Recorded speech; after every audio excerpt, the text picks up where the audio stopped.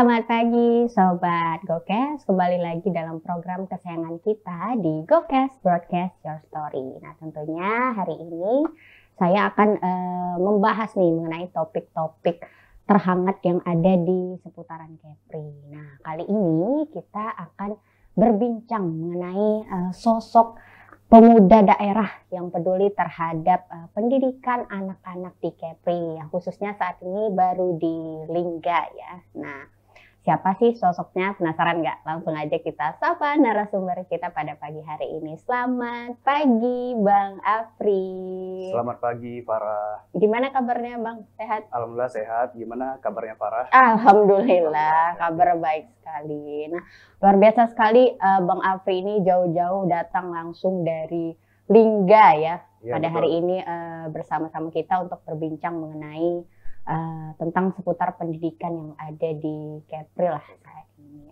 Oke. Nah, Bang Afri ini juga kebetulan dia teman saya nih waktu sekolah dulu, sama-sama sekolah di SD di Dabo Singkep ya.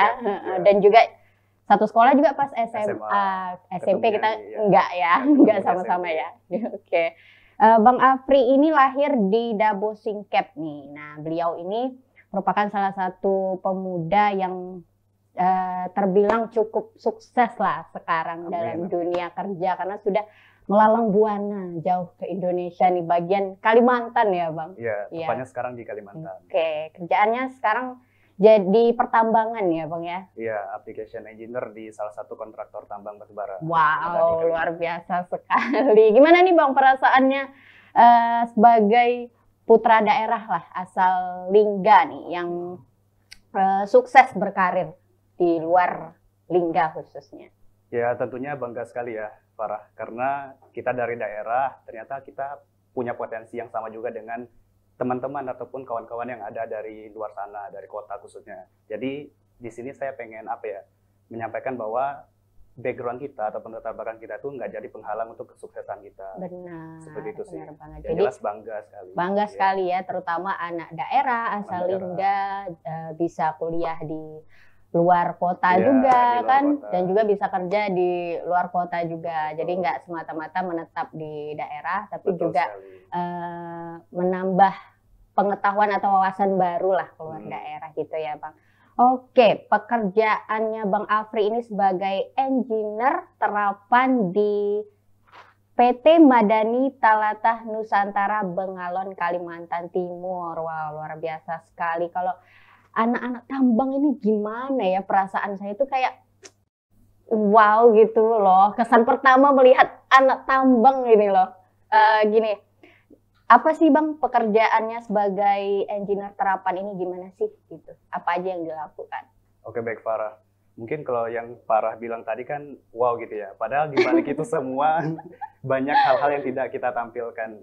Istilahnya tuh kayak saya bangunnya pagi, berangkat kerja itu jam 5 subuh gitu. 5 subuh, pulangnya setengah 7 malam. Dan itu full di tambang gitu kan. Wow. Di office-nya, cuma tetap di hutan gitu kan. Terus nggak enaknya ya full kerja, 14 hari kerja, 1 hari off. Jadi kita nggak ngerasain yang namanya weekend, itu nggak ada. Nggak ada weekend sama sama sekali, sekali. tiap hari kerja? Tiap hari kerja. Di hari ke-15 baru kita off 1 hari, terus lanjut lagi kerja di besoknya. Jadi sistemnya kayak gitu. Berarti nggak seperti apa yang kita lihat ya. Kalau anak tambang tuh kayak kesulitannya tuh ternyata di belakang layarnya tuh beda ya, malahan lebih ini ya, lebih apa sih namanya, lebih sulit lah gitu ya. Bisa dikatakan sulit, cuma mungkin karena kita udah terbiasa jadinya kan enjoy kan. Nah mungkin saya sampaikan juga terkait pekerjaan ya. Detail pekerjaannya itu di application engineer atau engineer terapan itu adalah kita tuh fokus melakukan perencanaan, melakukan perbaikan, yang mana tujuan akhirnya itu adalah fokus gimana perusahaan ini ataupun bisnis ini bisa untung. Jadi sifatnya itu kita bukan main role atau peran utamanya, tapi di sini kita berperan sebagai tim support lah. Support cuma tetap cuma tetap kita menghandle semuanya. Jadi bisa dikatakan kita lebih ke generalis bukan spesialis. Mungkin kalau misalnya perencana tambang kan mereka spesialis merencanakan tambang. Nah, kalau kita masuk ke situ melakukan perbaikan dengan harapan keuntungan yang didapatkan perusahaan itu bisa lebih lagi gitu. Berarti itu nggak turun langsung ke lapangan gitu, atau ada turun juga gimana? Kalau untuk ke lapangannya juga ada biasanya, cuma kita nggak tiap hari. Kalau misalnya ada case-case tertentu, kita melakukan perbaikan di sana, ataupun improvement lah istilahnya. Melakukan perbaikan itu dalam hal kayak misalnya ada masalah nih yang ada di tambang gitu kan, masalah mungkin antrian pengisian fuel segala macam. Nah, kita perbaiki di situ gimana metode yang pas ataupun apa teknik yang pas untuk agar tetap produktif gitu istilahnya. Sulit nggak sih, Bang? Mungkin di awal-awal sulit ya, karena kebetulan saya background-nya bukan teknik pertambangan, background-nya kan teknik geodesi. Nah, jadi emang harus survive dulu, tapi untungnya lewat program manajemen training atau apa FGDP, Fresh Graduate Development Program, itu ngebantu kita yang anak non tambang bisa tahu terkait dasar-dasar tambangnya seperti apa, baru setelah 1 tahun kita full kerja. Oh, itu semacam pelatihannya atau? Semacam pelatihan, tapi ini ya apa langsung praktek juga gitu. Oh, praktek langsung lapangan ke site, langsung ya. Ke lapangan. Lulusan S1 Teknik Geodesi Universitas Diponegoro, angkatan tahun 2016, dan katanya Bang Afri ini juga lulus dengan predikat cum laude. Iya, alhamdulillah cum laude di Teknik Geodesi. Oke, kalau tadi kan dibilangnya dari lulusan geodesi bisa masuk ke tambang ya. Sebenarnya ada hubungan nggak sih antara geodesi dengan tambang ini? Apa teknik geodesi ini belajar tentang apa aja sih? Gitu. Oke, jadi teknik geodesi ini memang kita fokus belajar terkait pemetaan dan pengukuran, yang mana terhadap objek-objek yang ada di permukaan bumi, baik di darat, laut maupun udara. Jadi kalau misalnya mungkin Farah sering lihat saya pakai drone gitu, itu salah satu bentuk pemetaan juga, pemetaan dari jalur udara gitu, atau menggunakan alat yang seperti kamera tuh yang di pinggir jalan, itu pemetaan daratan, dan bahkan pemetaan laut juga ada gitu menggunakan kapal. Cuma memang kaitan yang lebih spesifik antara teknik geodesi dan pertambangan itu adalah kita melakukan pemetaan terhadap progres penambangan. Jadi seperti kita ketahui bahwa penambangan itu kan kita sistemnya menggali tanah kan untuk mendapatkan batu bara. Betul. Nah, jadi setiap update selama seminggu, update selama sebulan, itu kita petakan lagi berapa sih volume yang sudah kita gali. Kita ambil ya. Seperti itu. Dan biasanya pengukuran kita pun itu bertujuan untuk perencanaan tambang. Jadi seorang perencana tambang memerlukan data kontur lah saya, data tanah kita gitu, untuk mereka membuat perencanaan selanjutnya seperti apa. Oke, itu ada batasannya nggak sih kalau kita misalkan ngambil tambang ini nih misalkan emas atau segala macam, ada batas kapasitasnya nggak sih? Nah, memang secara perencanaannya itu ada namanya perencanaan jangka panjang. Jadi di awal proyek memang sudah disepakati berapa sih volume yang diambil, berapa sih volume yang harus kita rehabilitasi istilahnya atau diperbaiki. Memang sudah ada kesepakatan. Oke, Bang Afri ini kerja di tambang apa nih, Bang? Kalau kebetulan di batu bara. Batu bara di Kalimantan. Iya. Oke. Terus nih Bang, katanya Bang Afri ini juga hobinya selain videografi ya, juga pernah ikut-ikut lomba gitu ya, non akademik dan akademiknya juga sejalan lah istilahnya, dan juga pengalaman organisasinya saya lihat juga cukup banyak nih. Salah satunya ada organisasi Forum Geosaintis Muda Indonesia dan juga Ikatan Surveyor Indonesia dan Genpi Lingga. Nah, boleh dijelasin nggak sih Bang sedikit mengenai organisasi ini, gimana caranya kegiatannya atau apa sih yang dilakukan organisasi ini?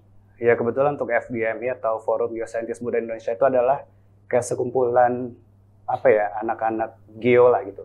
Baik itu geodesi, geofisika, geomatika, dan geologi. Serta mungkin ada beberapa rekan-rekan pertambangan juga di sana.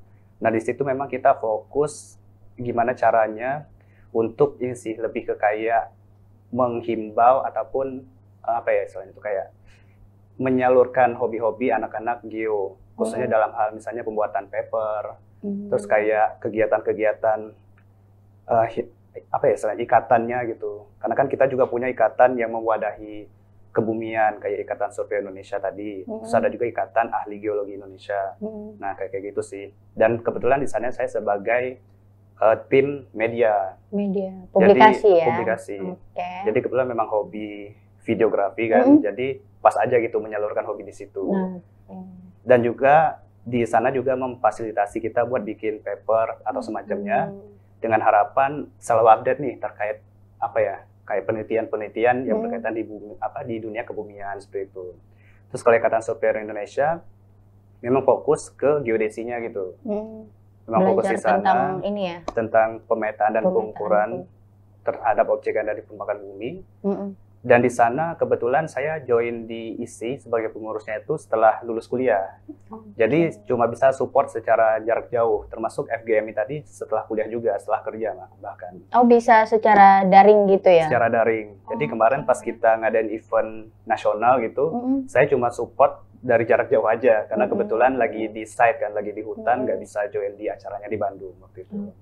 Itu terus, kegiatannya apa-apa aja sih Bang? Kalau di sana itu ada kayak pameran atau exhibition ya, terkait teknologi-teknologi pemetaannya.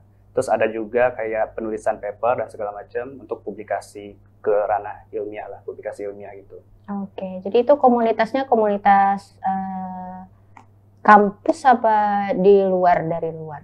Jadi intinya untuk semua alumni ataupun mahasiswa geodesi sih. Oh, berarti khusus dari alumni jurusan geodesi bisa masuk komunitas itu ya? Iya, ke Ikatan Surveyor Indonesia. Kalau Genpi nih Bang? Nah, kalau Genpi Lingga ini kebetulan kemarin saya juga daftar ya, dan wawancara sama pihak dinas pariwisatanya. Karena memang kan sering juga ya, ngambil footage ataupun video-video yang berkaitan dengan potensi alam di Lingga. Alam di Lingga ya. Nah, karena di situ ngelihat ada open recruitment-nya, jadi coba daftar. Kemarin juga sempat join bantu di ini sih, kayak pengambilan footage drone di area Dabo waktu itu. Kebetulan pas lagi cuti join di situ. Cuma memang sejauh ini nge-supportnya dari jarak jauh, dan kalau misalnya pas lagi cuti itu baru bisa join gitu. Bergabung ya. Iya, karena kan memang kerja nggak di Lingga gitu.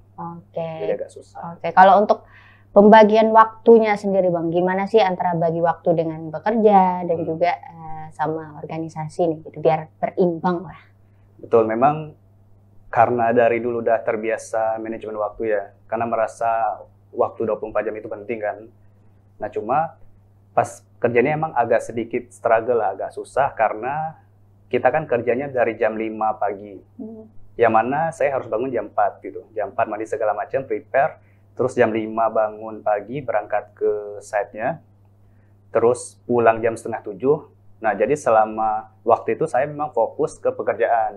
Jadi kalau memang pekerjaannya itu belum selesai, kadang kita maksimalin di di saat kerja gitu. Kalau bisa bahkan lembur gitu, biar selesai. Tapi setelah itu fokus ke development diri. Nah, development diri itu bisa saya bagi beberapa item ya. Pertama mungkin organisasi yang kayak tadi. Mungkin saya ngerespon di chat grup itu ketika di atas jam 6:30 lah gitu. Terus kedua saya juga punya usaha sampingan lah, atau side hustle. Apa itu? Di bagian pemetaan. Kebetulan kita freelancer juga di pemetaan di area Kepri lah. Kalau misalnya ada pengukuran gitu, kita juga bantu-bantu ngolah data dan segala macam, support juga. Kebetulan ada tim juga di Batam, jadi mereka yang melakukan pengukuran. Kalau saya kan di Kalimantan nggak bisa bantu kan. Nah, terus sama mungkin hal-hal lain kayak hobi segala macam itu kita maksimalin sampai jam 10 malam.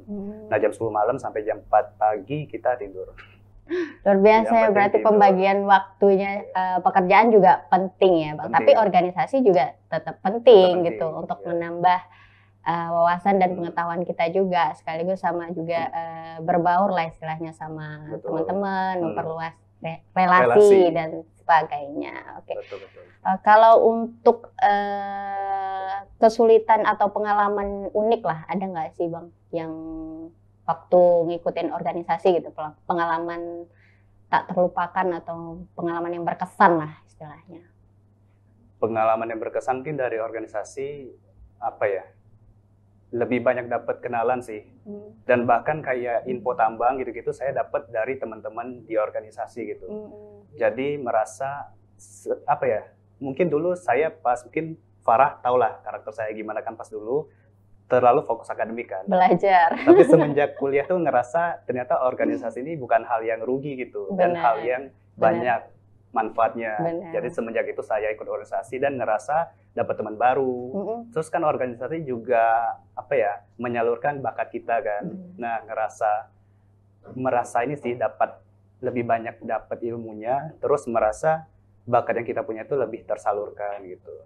Secara general gitu sih. Jadi nggak harus terlalu fokus sama akademik ya. Iya. Oke. Katanya sosok Bang Afri ini juga peduli nih sebagai anak daerah, khususnya dari Lingga, peduli akan pendidikan anak-anak di Lingga untuk mengejar cita-cita atau impiannya lah. Sering juga katanya nih ngisi motivasi gitu ya di sekolah-sekolah. Boleh dijelasin nggak Bang itu kegiatannya seperti apa gitu?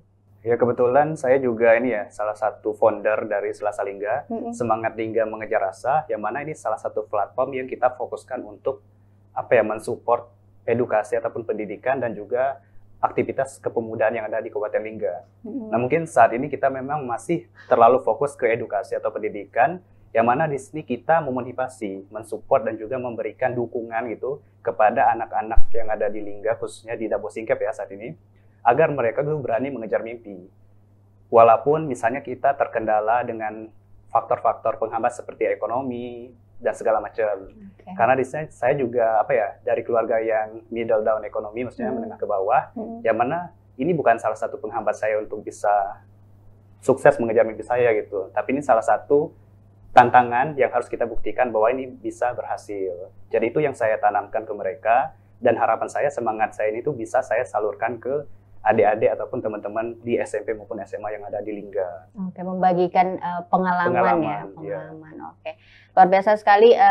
Jadi platform Selasa ini juga merupakan sebagai wadah ya. Wadah bagi anak-anak Kepri yang ingin istilahnya memotivasi diri untuk kuliah keluar daerah ataupun mengejar cita-citanya. Luar biasa. Sebagai pendiri platform Selasa Lingga nih Bang, apa sih motivasinya sehingga Bang Afri ini berkeinginan lah punya membentuk wadah ini untuk anak-anak Lingga gitu. Oke, baik, terima kasih Farah. Mungkin berawal dari ini sih keresahan yang saya rasakan ya. Maksudnya mungkin ini juga dikaitkan juga sama latar belakang yang mana dulu kan dari keluarga ekonomi menengah ke bawah lah, katakan seperti itu, yang mana punya semangat dan mimpi untuk kuliah di Jawa awalnya. Jadi segala macam itu saya prepare dari awal masuk SMA tuh udah prepare biar bisa lulus kuliah di Jawa dan segala macam. Nah semangat itu makin ke sini saya ngerasa generasi sekarang atau anak-anak yang sekarang itu agak demotivasi gitu. Bahkan ketika dulu saya pernah mengisi di salah satu acara ya di SMA 1, itu mereka bahkan tidak punya mimpi dan tidak ada keinginan mengejar cita-citanya karena merasa ekonomi orang tuanya itu kurang lah gitu, seperti itu. Atau masih bingung juga dan kali juga ya? Masih bingung.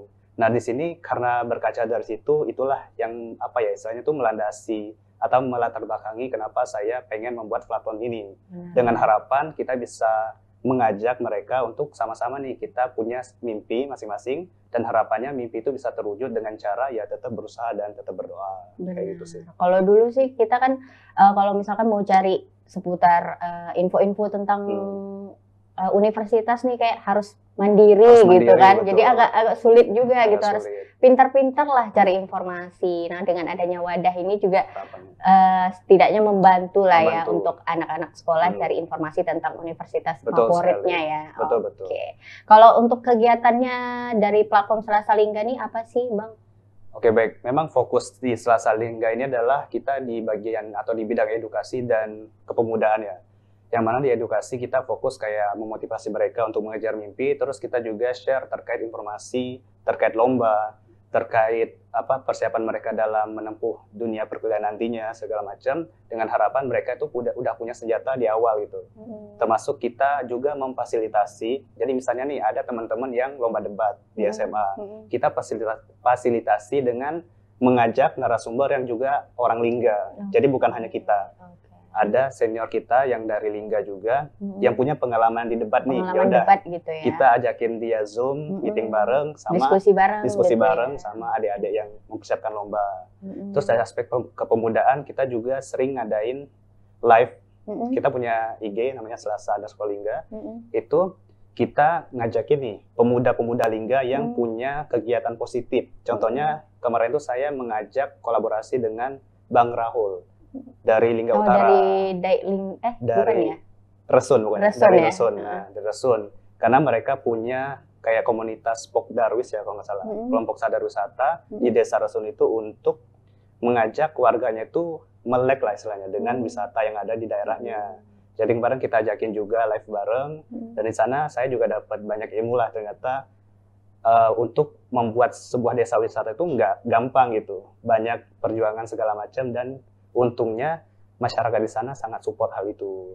Nah, kayak kegiatan-kegiatan positif itu sih yang kita fasilitasi di Selasa Lingga. Oke, diskusi-diskusi tentang topik-topik inilah ya seputar Lingga juga Lingga ya. juga. Untuk kerjasamanya dengan Selasa Lingga ini seperti apa sih dengan pihak-pihak terkait gitu? Ada nggak sih sejauh ini pengalaman kerjasamanya?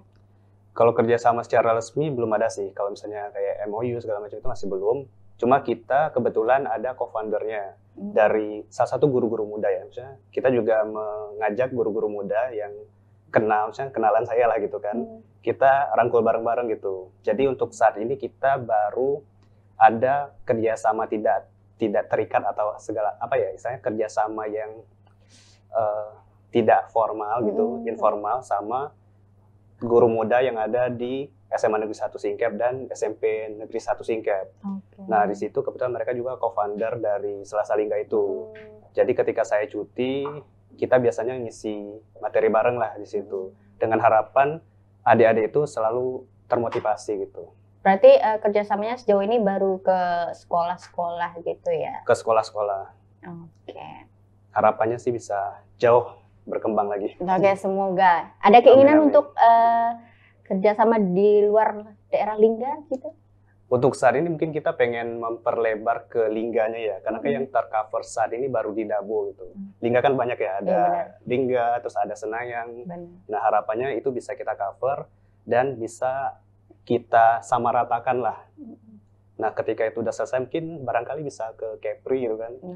Bisa lebih luas lagi ya. Oke. Kalau tadi ada mengenai anggota nih Bang, anggota Selasa Lingga ini ada berapa orang sih? Kebetulan untuk anggotanya itu ada 3. Saya selaku foundernya, terus kita dibantu co-founder sih kalau kita bilang. Co-foundernya ada Faisal, guru di SMA 1. Terus ada juga Pipit namanya, Rizky Amalia Putri sama Zuzeta. Nah kebetulan mereka juga aware lah terhadap dunia pendidikan ini kan. Ya. Jadi tugas mereka sebagai anggota tuh ngapain aja sih Bang? Biasanya kita nyari-nyari ini sih, konten gitu, maksudnya kayak mau bahas apa segala macam, sebagai rekan diskusi sih lebih tepatnya diskusi. Terus kita juga yang ngedesain yang di IG, di Instagram, kita punya Instagram, nah itu kita desain. Dan kalau misalnya ada info-info terkait, misalnya ada dari SMA ini juara 1 gitu, atau juara lomba segala macam, itu kita publish. Dengan harapan itu kan bisa memotivasi viewers kita ataupun followers kita gitu. Berarti mencari-cari topik gitulah ya untuk didiskusikan gitu. Platform ini udah berdiri sejak kapan sih Pak? Oh iya, untuk berdirinya itu udah dari 2021 sih. 2021 ya? Setelah saya kerja gitu. Ngerasa kayaknya perlu nih kita bikin platform yang bisa menyemangati lah gitu anak-anak Lingga khususnya di bidang pendidikan gitu. Oke, kalau untuk sejauh ini nih Bang, ada nggak sih kesulitan atau apa dalam mengelola platform ini gitu? Kalau kesulitannya mungkin kita masih belum konsisten ya, terutama kan saya juga kerjanya di luar gitu kan, jadi momen cuti itu saya manfaatin buat mengisi materi ataupun diskusi lebih lanjut sama teman-teman di Selasa ini. Curi-curi waktu berarti ya? Waktu gitu. Oke. Kalau untuk materinya nih Bang, materi apa aja sih yang biasa disampaikan ke anak-anak sekolah gitu?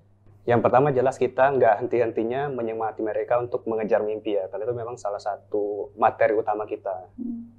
Mengejar mimpimu dan melampaui batasanmu, kayak gitu.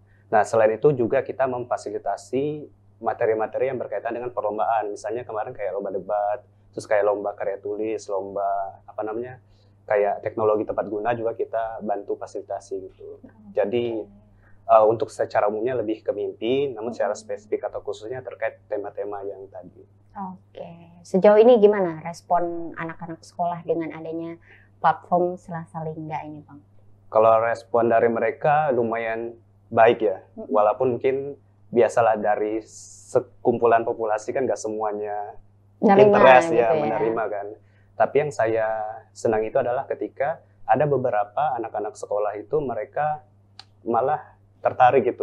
Jadi ketika kita sudah selesai nyampein materinya, pas nyampein materi mungkin mereka agak malu nih bertanya. Nah setelah itu kadang dia chat personal ataupun nanya ke di IG kita tuh sering beberapa anak-anak tuh nanya gitu. Kayak lebih tertarik gitu ya. Bahkan ada yang nanya kapan ke sekolah lagi gitu. Ada beberapa yang kayak gitu. Nah karena itu kita jadi semangat lah gitu untuk memfasilitasi mereka gitu kan. Benar. Berarti ternyata masih ada juga anak-anak muda yang peduli lah dengan pendidikan mereka gitu, punya keinginan untuk maju gitu ya. Betul. Dari teman-teman yang lain misalkan. Iya, bahkan fun fact-nya senior kita juga nanyain ini kapan nih ada lagi gitu. Karena kebetulan senior itu kemarin dikasih kesempatan dari kita untuk ngisi juga di sekolah.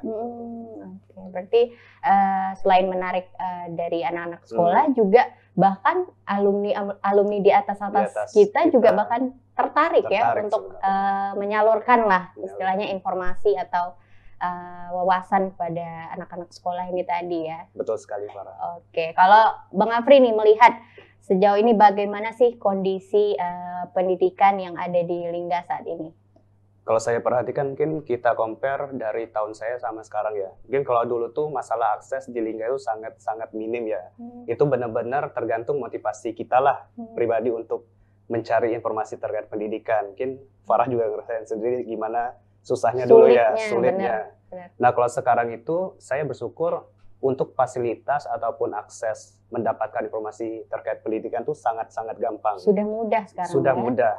Cuma yang saya rasakan adalah motivasi dari mereka yang motivasinya masih kurang ya. Jadi harus dipacu gitu. Betul. biar semangat gitu. Karena itu Selasa Lingga hadir untuk membakar semangat mereka. Benar sekali, luar biasa.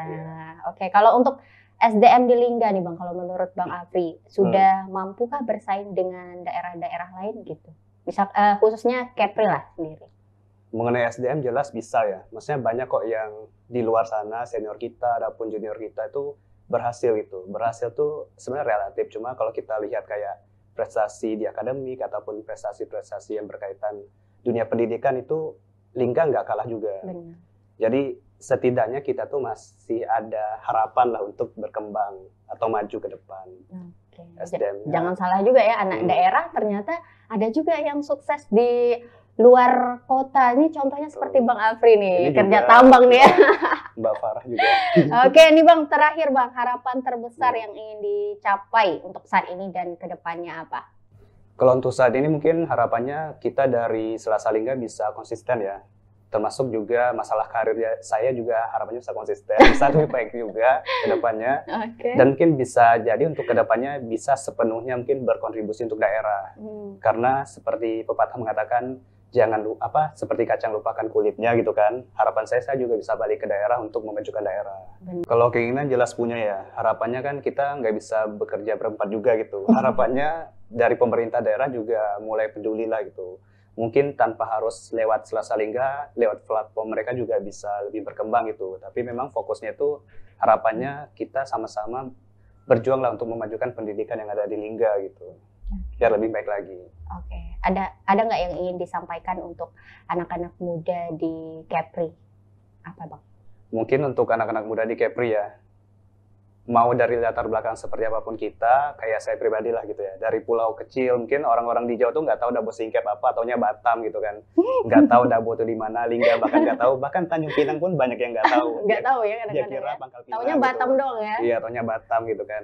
Nah harapannya dengan tidak ternotisnya daerah kita lah generasi muda yang berusaha untuk memperkenalkan itu pertama. Terus yang kedua, kita juga harus punya semangat positif lah gitu. Mungkin anak-anak muda sekarang kan sudah enak ya difasilitasi hal-hal yang instan gitu. Ya saya pun di usia dulu gitu, usia agak muda gitu kan, mungkin kita masih mendingan dibandingkan senior kita sebelumnya. Makin kesini kan makin gampang akses segala macam fasilitas dan orang tua pun makin support gitu. Harapannya itu bisa dimaksimalkan, bisa dioptimalkan gitu, agar bisa apa ya, memberikan atau meningkatkan value yang lebih baik ke diri kita. Oke, luar biasa sekali diskusi kita pada pagi hari ini yang sangat luar biasa bersama narasumber kita yang telah hadir. Nah, itu dia tadi pemirsa. Jadi peran pemuda ini sangat penting sekali ya Bang dalam membangun istilahnya pembangunan khususnya yang ada di daerah-daerah Kepri ini ya. Kalau pemudanya maju, pasti daerahnya juga maju gitu ya. Oke, nah sekian pemirsa diskusi menarik kita kali ini dan kita akan ketemu lagi di diskusi-diskusi menarik kita berikutnya. Saya Farah Devanti, pamit undur diri. Sampai ketemu di GoCast Broadcast Your Story. Dadah!